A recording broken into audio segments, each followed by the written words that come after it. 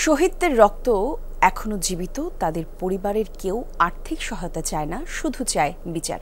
এমন মন্তব্য করেছেন জুলাই স্মৃতি ফাউন্ডেশনের সাধারণ সম্পাদক সার্জিস আলম। সকালে নগর ভবনে ঢাকা বিভাগে আর্থিক সহযোগিতা প্রদান অনুষ্ঠানে তিনি জানান, 9টি ধাপে 8 বিভাগে আর্থিক সহায়তার চেক দিয়েছে ফাউন্ডেশন।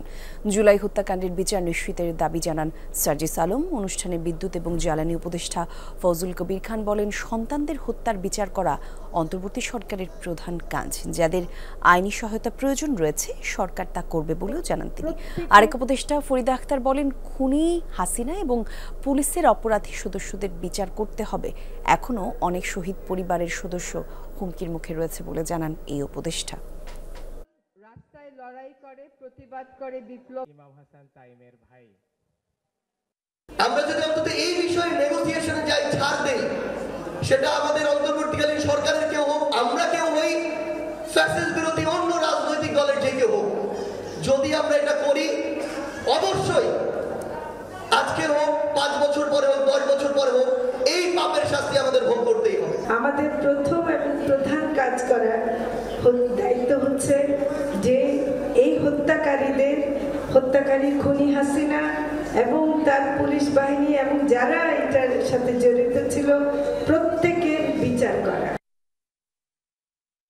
শিয়া বাটার ও ভিটামিন ই সমৃদ্ধ lily glam beauty soap. Lily, always beautiful. July স্মৃতি ফাউন্ডেশনের পক্ষ থেকে ঢাকা বিভাগে ক্ষতিগ্রস্তদের আর্থিক সহযোগিতা চেক প্রদান করা হচ্ছে নগর ভবনে। সেখানে এই মুহূর্তে বক্তব্য রাখছেন অন্তর্বর্তী সরকারের আইন উপদেষ্টা আসিফ নজরুল। সরাসরি যাচ্ছি তার কাছে। আইজিপি থাকবেন, আমাদের অ্যাটর্নি জেনারেল থাকবেন, ইন্টারন্যাশনাল ক্রাইম ট্রাইব্যুনালের যে চিফ প্রসিকিউটর উনি থাকবেন। তোমরা 10 থেকে 15 জন থাকবা, কোনো সাংবাদিক থাকবে না। তোমরা একমাত্র তোমাদের দায়িত্ব হচ্ছে আমাদের বিরুদ্ধে অভিযোগগুলো জানাবা, আর আমরা আনসার করব। পারপাসটা কি? যাতে তোমরা বুঝতে পারো, আমরা বুঝতে পারি আমরা একটা পরিবারের সদস্য। তোমরা ওই জায়গায় আছো, আমরা এই জায়গায় আছি, তার মানে এটা না যে আমরা তোমাদের থেকে কখনো বিচ্ছিন্ন ভাবি।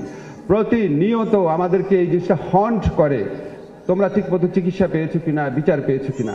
এই প্রোগ্রামটা আমি তোমাদের এখানে ঘোষণা করে গেলাম, একটা সার্ভিসের দায়িত্ব অ্যারেঞ্জ করা, 7 দিনের মধ্যে করো। 2 ঘন্টার প্রোগ্রাম করবো, খালি কমপ্লেইন করবা, ঠিক আছে? যা মনের আছে দুঃখ, পুলিশের কাছে গিয়ে কি হয়েছে, আদালতে গিয়ে কি হয়েছে, এগুলো বলবা। এখন আমি বিচার প্রসঙ্গে আসি। তোমাদের একটা জিনিস খুব ক্লিয়ারলি একটু যদি মনে রাখো, সুবিধা হয়। এটা তোমাদের দোষ না, অনেক শিক্ষিত মানুষও ভুল করে। পুলিশ যে আছে, পুলিশ স্বরাষ্ট্র মন্ত্রণালয়ের আন্ডারে। পুলিশ ওরে গ্রেফতার করলো না কেন? পুলিশ মামলা নিল না কেন? এখানে আমার কিছু করার নাই, খালি ফোন করে বলার আছে, আর কিছুই না। কিন্তু এটা আমার মন্ত্রণালয়ের বিষয় না।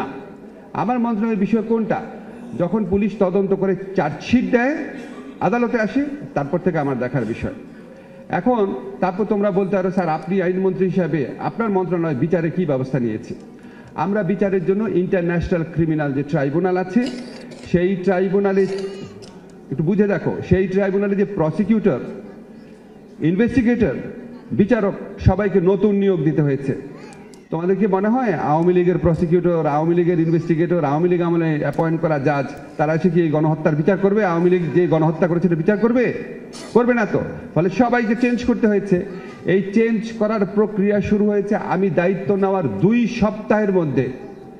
এমনকি বিচার কাজ করার জন্য যে ভবন, সেই ভবনটা পুরো রিপেয়ার করতে হয়েছে। আমাদেরকে ইঞ্জিনিয়ার বলেছে 3-4 মাস লাগবে। আমি এবং পূর্তমন্ত্রী আদিলুর রহমান খান, তোমরা দেখেছো, আমরা প্রত্যেক সপ্তাহে ইন্সপেকশনে গেছি। 1 মাসের মধ্যে প্রিপেয়ার করা হয়েছে। বিচার কাজ শুরু হয়েছে। এখন আমরা ঘন ঘন বিচার দেখি না তো, আমাদের কাছে মনে হচ্ছে কই, আদালতে তো হাজির করে না। একটা এক্সাম্পল দেখাই তোমাদের। আমি যখন চিফ প্রসিকিউটর তাজুল সাহেবকে বললাম যে পুনরায় যে শুনানিটা হবে, সেটা 1 মাস পরে কেন?